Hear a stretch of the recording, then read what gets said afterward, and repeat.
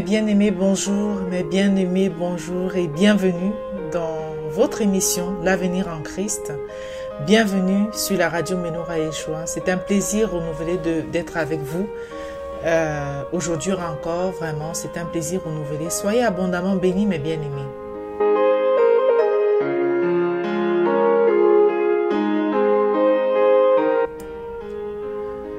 Alors, nous avons une pensée comme ça pour les enfants qui ont été foudroyés dans le Hauts-de-France hier. Il a beaucoup plu dans notre région aussi. Nous avons eu même beaucoup de soucis de connexion hier. Et nous espérons, aujourd'hui encore, on a eu de la pluie. Nous espérons néanmoins que nous pourrons aller jusqu'au thème de l'émission sans problème. Mais nous faisons confiance au Seigneur. Toutes choses sont entre ses mains. Alléluia.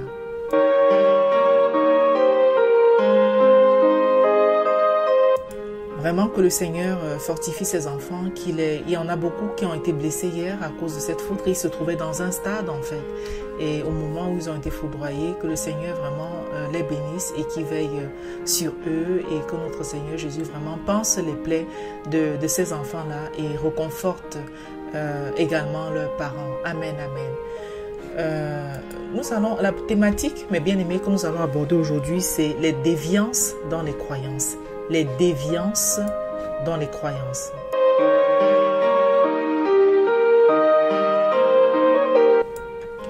Donc avant de développer notre thème, nous allons nous incliner dans la prière pour prier notre Seigneur. Prions Dieu, mes bien-aimés. Seigneur Dieu notre roi, Dieu tout-puissant, Dieu plein de bonté et de grâce. Père, nous te bénissons, nous te louons, nous te remercions Seigneur pour tes grâces, tes bontés en abondance dans nos vies. Nous te remercions pour le Dieu magnifique que tu es. Sois exalté, sois glorifié notre Yahweh, notre roi, notre Seigneur Dieu tout-puissant.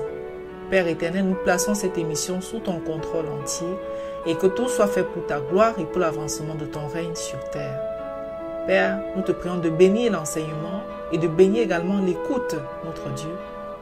Sanctifie ma bouche, Seigneur, afin que ce qui en sortira soit validé par toi, Père. Pardonne-nous nos péchés et nos iniquités, Seigneur. Fortifie-nous dans notre marche avec toi et prends le contrôle de la technique et des équipements, notre Dieu, notre roi. Père éternel, nous te présentons également les chefs d'État qui sont en train de se voir là. Il y a le président américain qui est en Europe, qui a rencontré la reine et il va rencontrer le président Macron demain. Il a rencontré également la première ministre britannique. Seigneur, nous voulons vraiment te présenter Donald Trump afin que tu le bénisses au-delà, Père, de ce qu'il peut imaginer. Que tu affermisses ça, comme tu affermissais le règne, Père, des rois que tu choisissais. Nous te prions d'affermir véritablement, Père, le règne du chef de l'État de Donald Trump. Affermis et brise, Père, les tentatives de l'ennemi pour pouvoir fragiliser ce règne. Augmente sa foi en toi. Seigneur, nous te le présentons parce que c'est le rat, enfin, à ce niveau-là, je n'en connais pas. Il y a le G8, le G7, mais à ce niveau, je n'entends pas un autre président parler de Dieu comme lui, il parle de toi, Seigneur. Et rien que pour ça, parce qu'il se souvient de toi en public, il sait que ses discours vont être relus, ils vont être repris, rediffusés des dizaines et dizaines de fois, qui touchera un grand nombre de personnes. Seigneur, il choisit dans ces moments où chacun esquive, où chacun t'esquive, où chacun fait semblant de ne pas te connaître, où chacun t'ignore. Lui choisit de te mettre au centre, Seigneur. Et vraiment, nous te supplions de le bénir et de lui accorder vraiment encore davantage d'années de règne, Seigneur. Vraiment, Seigneur, il a fait quelque chose de formidable en Angleterre. J'en parlais même encore avec la sœur Rachel tout à l'heure, lorsqu'elle me disait qu'elle était émue de le voir reprendre la prière c'était le président, je crois, Roosevelt, voilà, pour les soldats américains qui avaient fait le débarquement. Il a choisi de reprendre cette prière-là. Et je lui disais aussi, j'étais émue lorsque, lors du dîner avec la reine d'Angleterre, ses premiers mots étaient tournés vers toi lorsqu'il a dit que Dieu, je ne me rappelle plus exactement ce qu'il disait, bénisse ou bien soit loué pour l'Angleterre et tout ça là. Vraiment, mais t'a mis au centre, Seigneur. Il ne manque pas une occasion d'appeler même les pasteurs parfois à la Maison Blanche pour prier. Il n'a pas honte, il ne rougit pas vraiment de toi, de ta présence. Souviens-toi vraiment de lui, Seigneur, et tous les attaques que les gens, ses ennemis perdraient sur sa route, Seigneur, qu'il soit vaincu dans le nom puissant de Jésus. Affermis le Seigneur vraiment et bénis-le fortement pour ça, parce que les chrétiens ont aussi besoin des personnes vraiment aussi qui occupent des hautes fonctions et qui ont le courage, qui n'ont pas honte de te proclamer, comme c'est trop souvent le cas, Seigneur. Vraiment, souviens-toi de Donald Trump et permets que les discussions qu'il aura avec ses pairs soient des discussions vraiment basées sur des valeurs chrétiennes, que ce ne soit pas juste pour les caméras, que même derrière, que même en profondeur aussi, Seigneur, que toi, tes valeurs se retrouvent dans les échanges qu'il aura avec ses pairs, chefs d'État, afin que chacun comprenne que ce monsieur a véritablement été touché donc par la grâce de notre Seigneur. Père, affermis sa foi, révèle-toi davantage à lui. Aide-le dans sa marche avec toi, Seigneur. Ne l'abandonne pas, ne l'oublie pas. Prends pitié de lui, Seigneur. Père, prends également pitié des autres chefs d'État, ceux qui vont le rencontrer, afin qu'ils conduisent le peuple, Seigneur, selon comment toi tu veux, et non comment eux ils veulent, ou bien comment l'ennemi veut. Prends le contrôle de tout, Seigneur. Au nom de Jésus. Amen. Voilà mes bien-aimés, Donc, la thématique, comme on vous le disait aujourd'hui, c'est véritablement la déviance dans les croyances. La déviance dans les croyances, c'est quelque chose de... Nous avons vécu une histoire qui a beaucoup défrayé la chronique. Ah oui, merci Seigneur. Nous avons le message de la sœur Esther qui dit « Amen, amen, sœur Nadia, oui Père, prends pitié de Donald. Prends pitié de Trump et bénis le Seigneur. » Amen, sœur Esther. Amen, amen. Oui, nous avons vraiment besoin des personnes aussi comme ça, surtout à ces fonctions où on fait tout pour les décourager, qui prennent position bibliquement pour le Seigneur. Et vraiment, c'est formidable. Merci beaucoup, sœur Esther, de ton message. Sois abondamment béni. Merci. Donc, en fait, les déviances dans les croyances, c'est une histoire, on vous le disait, qui est en train de défrayer la chronique au Cameroun en ce moment. C'est l'histoire d'une dame qui a gardé 2 corps chez elle dont un des corps pendant 3 ans dans la ville de Douala, au quartier Koto Immeuble, dans l'espoir d'une résurrection de ces corps-là. Et cette dame est une adepte pasteur entre guillemets, Joshua d'Emmanuel TV. Je ne connais pas beaucoup de choses sur la vie de ce pasteur. Je crois que les sœurs Rachel, Marie et même la sœur Esther en savent certainement mieux que moi par rapport à lui. Donc n'hésitez pas, mes sœurs, si vous avez un compliment à faire le concernant. En tous les cas, je sais que j'ai souvent entendu des choses pas très bonnes concernant ce monsieur. Et donc cette femme est donc une adepte d'Emmanuel TV. D'ailleurs, quand les journalistes sont arrivés dans sa maison, c'était ça, elle était câblée dessus. Et les journalistes disaient, elle est pratiquement en permanence sur cette chaîne-là. Donc cette dame ayant conservé ses corps chez elle est la sœur aînée d'une des défuntes décédée depuis 2016, soit il y a 3 ans. Il y a un corps qui a été conservé pendant 3 ans dans cette maison. Alors, cette dame a conservé la dépouille de sa sœur dans un coin bien aménagé du salon de la maison. Elle a aussi conservé le corps de sa défunte maman décédée il y a une dizaine de jours, donc dans une autre pièce de la maison où elle a pris soin de mettre beaucoup d'oignons pour atténuer les odeurs de décomposition du corps de sa maman décédée il y a une dizaine de jours. Et qui va donc mettre cette histoire sur la place publique? C'est le neveu de cette dame. Parce qu'en fait, le neveu étant donc le fils de la première de la dame qui était donc décédée il y a 3 ans. Et il dit que il se trouvait à l'étranger. Donc d'après ce qu'il dit, c'est qu'il se trouvait à l'étranger au moment du décès de sa maman.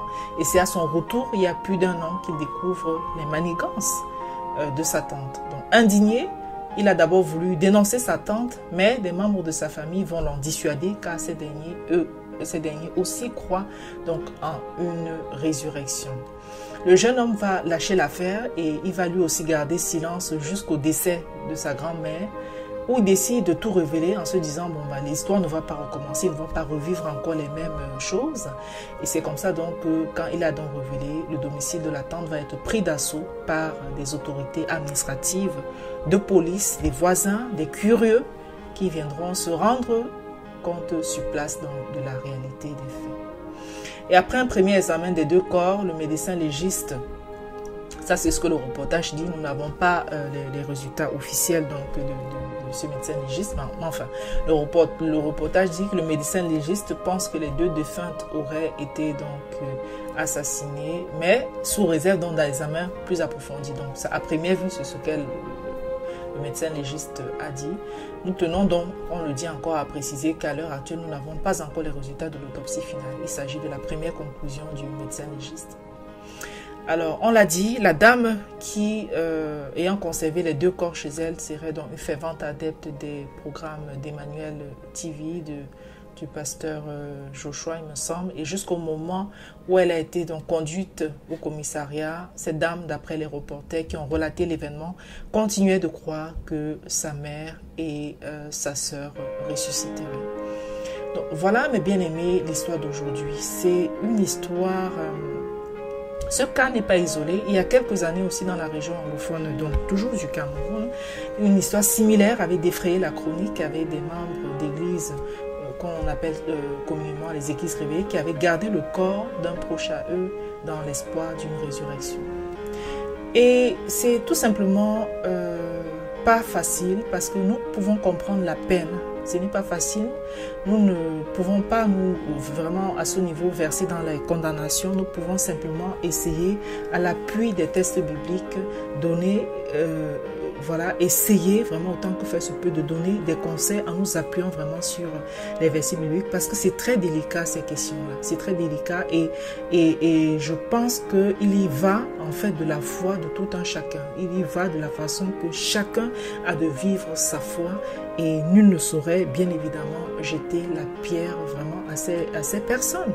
Et si à partir du moment où elles étaient convaincues dans leur plus profond intérieur que oui, voilà, au regard de leur foi, qui sommes-nous donc pour les juger, qui sommes-nous pour les condamner? Néanmoins, nous allons donc prendre, nous appuyer sur quelques versets bibliques pour essayer de comprendre et pour essayer de donner avec l'éclairage du Seigneur, que le Seigneur peut nous apporter comme éclairage, quelques conseils à des personnes qui seraient donc confrontées à des situations similaires. Avant, nous marquons une courte pause et nous allons louer le Seigneur avec Quel ami fidèle et tendre. Nous allons, c'est dans le 78, numéro 78 de Sur les ailes de la foi, nous allons chanter Quel ami fidèle et tendre. On y va. Quel ami fidèle et tendre, nous savons en Jésus-Christ, toujours prêt à nous entendre, à répondre à notre cri. Il connaît nos défaillances, nos chutes de chaque jour. Sévérant ses exigences, il est riche en son amour.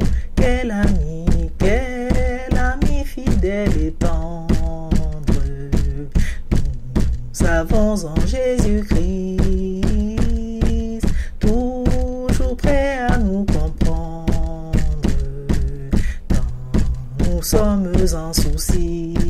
Disons-lui toutes nos craintes, ouvrons-lui tout notre cœur. Bientôt ces paroles saintes nous rendront le vrai bonheur. Quel ami fidèle et tendre, nous avons en Jésus-Christ, toujours prêt à nous défendre quand nous presse l'ennemi. Il nous suit dans la mêlée, nous entoure de ses bras, et c'est lui qui tient l'épée, qui décide des combats. Quel ami fidèle et tendre, nous avons en Jésus-Christ, toujours prêt à nous apprendre à vaincre en comptant sur lui. S'il nous voit foi vraie et sincère à chercher la sainteté. Il écoute nos prières, il nous met en liberté. Quel ami fidèle et tendre, nous avons en Jésus-Christ. Bientôt il viendra nous prendre pour être au ciel avec lui. Suivons donc l'étroite voie en comptant sur son secours. Bientôt nous aurons la joie, vivre avec lui toujours. Alléluia. Oui, mes bien-aimés, Jésus est notre ami fidèle et tendre, l'ami véritable sur qui nous pouvons toujours compter. Quand nous sommes en souci, nous pouvons lui dire nos craintes et nous savons que ces paroles saintes, les messages qui viennent de lui, vont nous rendre le vrai bonheur. L'ami fidèle et tendre sur lequel nous pouvons vraiment compter. Il nous suit dans la mêlée quand nous presse l'ennemi. Il nous entoure de ses bras. C'est lui qui tient l'épée, qui combat à nos places, mes bien-aimés. Alléluia. Jésus est l'ami fidèle et tendre. Il est notre ami fidèle et tendre.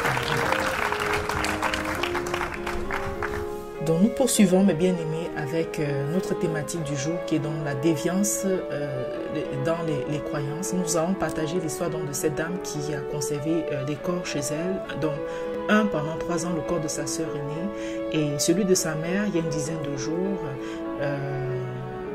dans l'espoir d'une résurrection. Appuyons-nous sur la parole du Seigneur. Genèse 3, verset 19 dit: Tu mangeras le pain à la sueur de ton visage, jusqu'à ce que tu retournes en la terre d'où tu as été pris, car tu es poudre et tu retourneras en poudre. Dans les versions récentes ou dans les autres versions de la Bible, vous allez voir: tu es poussière et tu retourneras poussière.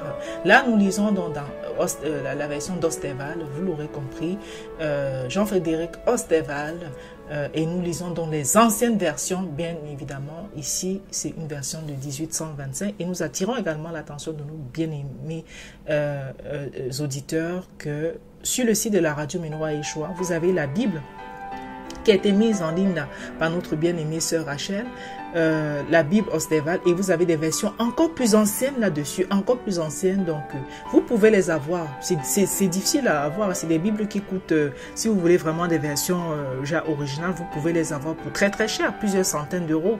Donc vraiment, allez-y, c'est une occasion vraiment d'avoir la véritable parole du Seigneur gratuitement sur le site, et vous pouvez l'avoir donc en PDF.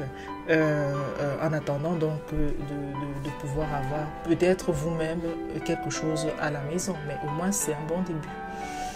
Alors, Ecclésiaste 3, verset 20 dit: Tout va en un même lieu, tout a été fait de la poussière et tout retourne dans la poussière. Tout retourne dans la poussière, mes bien-aimés. Tout retourne dans la poussière, mes bien-aimés. Tout doit retourner à la terre. Même quand quelqu'un tombe dans la mer, nous devons savoir et qu'il meurt en mer, nous devons savoir qu'au fin fond de la mer, le corps descendra, et qu'au fin fond de cette mer, il y a de la poussière en fait. C'est la poussière, au fin fond de la mer, c'est de la poussière. Alléluia. Ecclésiaste 12, des versets 3 à 4 et des versets 9 à 10, nous allons lire: Mais souviens-toi de ton Créateur pendant les jours de ta jeunesse, avant que les mauvais jours viennent, et que les ans arrivent desquels tu diras: Je n'y prends point de plaisir, avant que le soleil, la lumière, la lune et les étoiles s'obscurcissent et que les nuits retournent après la pluie. Nous allons enchaîner directement avec les versets 9 à 10, parce que entre les deux, il y a avant que, il y a d'autres choses qui sont citées. Mais nous allons nous intéresser donc au verset 9 à 10 ici. Avant que la poudre retourne dans la terre comme elle y avait été, et que l'esprit retourne à Dieu qui l'a donné. Vanité des vanités, dit l'Ecclésiaste, tout est vanité. Avant que la poudre, nous sommes faits de poudre, nous sommes faits de terre, avant que la poudre retourne dans la terre comme elle y avait été, et que l'esprit retourne à Dieu qui l'a donné. Nous devons enterrer nos morts, mes bien-aimés. Nous devons les enterrer. Mais nous allons donner quelques nuances tout à l'heure, un peu plus loin. Psaume 103, des versets 13 à 18. Comme un père est ému de compassion envers ses enfants, l'Éternel est touché de compassion envers ceux qui le craignent. Car il sait bien de quoi nous sommes faits. Il se souvient que nous ne sommes que poudre. Les jours de l'homme mortel sont comme l'herbe. Il fleurit comme la fleur d'un champ. Car le vent ayant passé par-dessus, elle n'est plus. Et son lieu ne le reconnaît plus. Son lieu ne la reconnaît plus. Mais la miséricorde de l'Éternel est de tout temps et à toujours sur ceux qui le craignent, et sa justice sur les enfants de leurs enfants, à ceux qui gardent son alliance et qui se souviennent de ses commandements pour les accomplir. Amen, amen. Je relis le verset 14 de ce psaume 103. « Car il sait bien de quoi nous sommes faits, il se souvient que nous ne sommes que poudre. » Les jours de l'homme mortel sont comme l'herbe, il fleurit comme la fleur des champs. Ça nous rappelle donc le texte de l'Ecclésiaste, vanité des vanités, tout est vanité. Nous poursuivons, mes bien-aimés, avec 1 Corinthiens 15, des versets 35 à 58. Et écoutons bien ce passage de 1 Corinthiens parce que ça va donner beaucoup de nuances, beaucoup de couleurs et beaucoup de compréhension à ce qui peut se passer. Et que les gens comprennent donc effectivement que oui, voilà, lorsqu'ils sont confrontés à un mort, qu'ils comprennent bien les différentes nuances et les différentes subtilités. Lisons donc ce passage de 1 Corinthiens 15, des versets 35 à 58. Mais quelqu'un dira, comment ressusciteront les morts? Et avec quel corps viendront-ils? Insensé! Ce que tu sèmes ne prend point vie s'il ne meurt auparavant. Et à l'égard de ce que tu sèmes, tu ne sèmes pas le même corps qui doit naître, mais le simple grain, comme il se rencontre soit de blé, soit de quelque autre semence. Mais Dieu lui donne le corps qui lui plaît et à chaque semence le corps qui lui est propre. Je marque une petite pause ici pour dire effectivement, lorsque nous semons une graine en terre, pour pouvoir germer, elle meurt d'abord. L'ancienne graine meurt d'abord complètement. Et de cette graine qui est morte, va donc germer, va donc produire le nouvel arbre, la nouvelle herbe, etc. Et personne ne peut savoir quelle va être la forme de cet arbre, très exactement, ou de cette herbe, ou de cette plante. Seul Dieu donnera la forme qu'il veut à cette plante-là. Vous mettez deux plantes côte à côte, aucune n'est identique à l'autre. Aucune ne peut être identique à l'autre. Voilà. Le Seigneur donne, il donne le corps qui lui plaît à chaque semence. Alléluia. Nous poursuivons. Toute sorte de chair n'est pas la même chair, mais autre est la chair des hommes et autre la chair des bêtes, autre celle des poissons et autre celle des oiseaux. Il y a aussi des corps célestes et des corps terrestres, mais autre est l'éclat des célestes et autre celui des terrestres. Autre est l'éclat du soleil, autre l'éclat de la lune et autre l'éclat des étoiles, car l'éclat d'une étoile est différent de l'éclat d'une autre étoile. Il en sera aussi de même à la résurrection des morts. Le corps est semé corruptible, il ressuscitera incorruptible. Alléluia. Il est semé méprisable, il ressuscite glorieux. Il est semé infirme, il ressuscite plein de force. Il est semé corps animal, il ressuscitera corps spirituel. Il y a un corps animal et il y a un corps spirituel. Suivant qu'il est écrit, le premier homme Adam a été fait avec une âme vivante, mais le dernier Adam est un esprit vivifiant. Mais ce qui est spirituel n'est pas le premier, c'est ce qui est animal. Et ce qui est spirituel vient après. Le premier homme étant de la terre est terrestre. Et le second homme qui est le Seigneur est du ciel. Je marque une pause ici, encore mes bien-aimés, pour dire le premier homme est de la terre, il est terrestre. Il y a des corps terrestres et des corps spirituels. Et dans ce passage, l'apôtre Paul est véritablement en train de pointer du doigt que il y a ce qu'on appelle des corps glorieux, il y a des corps célestes et des corps terrestres. Mais nous devons comprendre que la poussière doit retourner à la terre. Ce qui est de la poussière, ce qui est terrestre doit revenir à la terre afin que surgisse ce qui est glorieux, afin que surgisse le corps céleste au moment de la résurrection. Au moment de la résurrection, lorsque le Seigneur reviendra et qu'il cherchera ses enfants. Donc les gens doivent bien comprendre que la résurrection ne doit pas être toujours quelque chose de physique, d'immédiat qu'on veut là. Ok, ma personne est morte, je l'aimais beaucoup. Il faut qu'elle ressuscite là. Si elle ressuscite, gloire à Dieu. Mais si elle ne ressuscite pas, il n'y a pas de problème. Enterrez simplement la personne et lorsque le Seigneur viendra, si la personne était morte en Christ, il ressuscitera lui-même la personne. Et cette personne revêtira maintenant le corps glorieux, le corps céleste. Le corps qui va ressusciter incorruptible. Puisque le corps qui aura été enterré sera enterré étant corruptible. Alléluia. Merci Seigneur. Nous poursuivons mes bien-aimés. Ah, nous avons l'appel de la sœur Rachel. Merci Seigneur. Bonjour sœur Rachel et bienvenue. Merci à toi et merci pour la thématique. Vraiment, c'est un très bon sujet. D'ailleurs, il y a eu tellement d'informations qui ont défrayé carrément la chronique suite aux résurrections qui passionnent énormément les chrétiens. Pour revenir sur le cas, par exemple, de cette dame qui finalement risque de se retrouver avec 2 cadavres dans l'attente d'une résurrection terrestre. Ce que je pourrais dire pour intervenir sur le cas des pasteurs sorciers, des faux pasteurs du Nigeria, ce sont des pasteurs qui prêchent l'évangile de la prospérité, mais ils ne se limitent pas qu'à ça. Au travers de cet évangile, ils utilisent des techniques du New Age, ils utilisent des techniques, des doctrines démoniaques pour pouvoir captiver, envoûter, hypnotiser et charmer leurs fidèles. Ce monsieur, T.B. Joshua, comme tu l'as dit toi-même, je n'ai pas toujours eu de très bons retours moi non plus à son sujet. Je ne me connais pas à titre personnel, mais ce que je sais, c'est qu'on les reconnaîtra par leur flux. Et lorsque, effectivement, on a des fidèles qui se sentent totalement ensorcelés par ce type de personnes, vous avez une femme qui est fixée, qui regarde la télé pratiquement toute la journée pour voir ce qu'il dit. Il y a un transfert aujourd'hui, le transfert c'est l'idolâtrie. Elle est envoûtée par ce monsieur, elle est totalement ensorcelée, elle n'a plus de vie. Et c'est autant de techniques et autant de méthodes qui se rapprochent aux arts du New Age.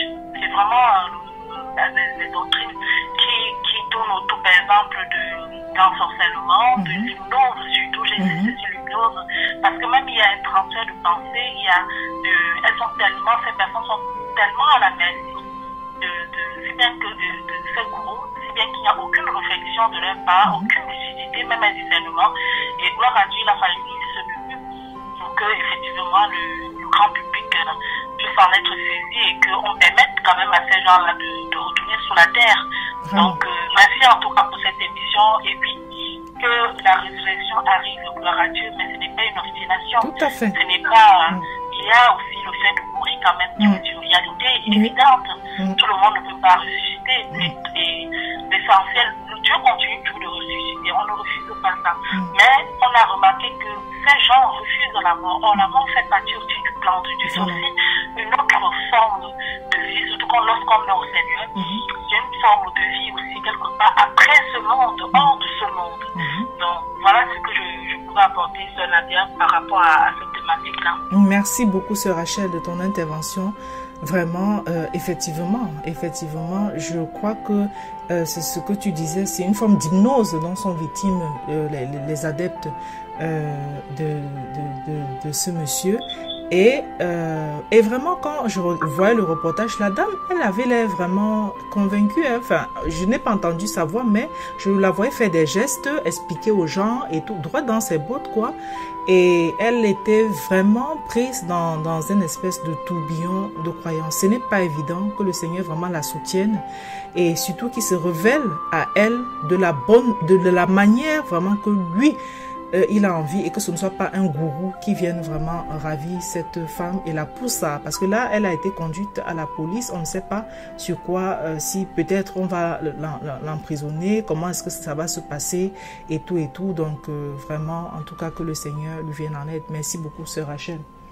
Amen, amen. Oui, que le Seigneur lui vienne en aide. Effectivement, Nadia, peut-être pour finir, c'est que ces gens exercent sur vous, les gourous de secte, exercent sur vous une surpuissance d'orgueil et de domination. Vous n'avez plus le discernement et vous êtes convaincu que ce n'est que eux qui ont la bonne vérité, qui ont vraiment la vérité par excellence. Limite, vous êtes même méprisant vis-à-vis des autres autour de vous. On voit ça tous les jours. Les personnes qui sont dans les congrégations, les communautés qui sont très fermées et qui ont vraiment des comportements limite sectaires. Et ça, c'est vraiment l'attitude des sectaires. Les sectaires ne se rendent jamais compte qu'ils sont totalement de l'autre côté de la plaque. Pour eux, c'est les autres qui ont un problème. Et on prie Dieu, comme tu l'as dit, qui lui donne le discernement afin qu'elle sorte vraiment de cette spirale, de ce tourbillon. Sois bénie, Sœur Nadia, et à bientôt. À bientôt, Sœur Rachel. Merci beaucoup de ta riche intervention. Merci, ma sœur. À bientôt. Amen. Nous bénissons l'intervention vraiment de la sœur Rachel. Merci beaucoup, sœur Rachel. Effectivement, il y a un problème de discernement à un moment donné et ça se voit, ça se ressent. Ils sont, ces adeptes-là, ils sont convaincus que oui, voilà, ils sont absolument dans le vrai et ils ne comprennent pas ce que les autres personnes puissent ne pas penser. Que le Seigneur vraiment aide cette femme. Merci beaucoup, sœur Rachel. Que le Seigneur te bénisse pour ta riche intervention. Nous poursuivons, mes bien-aimés, avec les derniers passages de ce texte de 1 Corinthiens 15 que nous avions donc, que nous devions lire. Tel qu'est celui qui est terrestre, tels aussi sont les terrestres. Et tel qu'est le céleste, tels aussi seront les célestes. Et comme nous avons porté l'image de celui qui est terrestre, nous porterons aussi l'image du céleste. Voici donc ce que je dis, mes frères, c'est que la chair et le sang ne peuvent posséder le royaume de Dieu et que la corruption ne possédera point l'incorruptibilité. Voici un mystère que je vous dis, c'est que nous ne serons pas tous morts, mais nous serons tous changés. En un moment, en un clin d'œil, au son de la trompette, car la trompette sonnera et les morts ressusciteront incorruptibles et nous serons changés. Car il faut que ce corps corruptible soit revêtu de l'incorruptibilité et que ce corps mortel soit revêtu de l'immortalité. Or, quand ce corps corruptible aura été revêtu de l'incorruptibilité et que ce corps mortel aura été revêtu de l'immortalité, alors cette parole de l'Écriture sera accomplie. La mort est engloutie pour toujours, est englouti en victoire. Ô mort, où est ton aiguillon? Ô sépulcre, où est ta victoire? Or, l'aiguillon de la mort, c'est le péché, et la puissance du péché, c'est la loi. Mais grâce à Dieu qui nous a donné la victoire par notre Seigneur Jésus-Christ. C'est pourquoi, mes frères bien-aimés, soyez fermes, inébranlables, abondants toujours dans l'œuvre du Seigneur, sachant que votre travail ne sera pas vain auprès du Seigneur. Alléluia, que le Seigneur soit béni pour sa parole. Donc, nous comprenons bien, mes bien-aimés, qu'il faut d'abord, à un moment donné, voilà, ce texte vraiment décrit à merveille la résurrection. Vraiment, nous pouvons dire, nous pensons que vraiment à ce moment, quand l'apôtre Paul a écrit ça, il était vraiment rempli d'Esprit Saint parce que c'est d'une science, c'est tellement profond, c'est tellement puissant ce passage, c'est d'une science vraiment qui est épatante.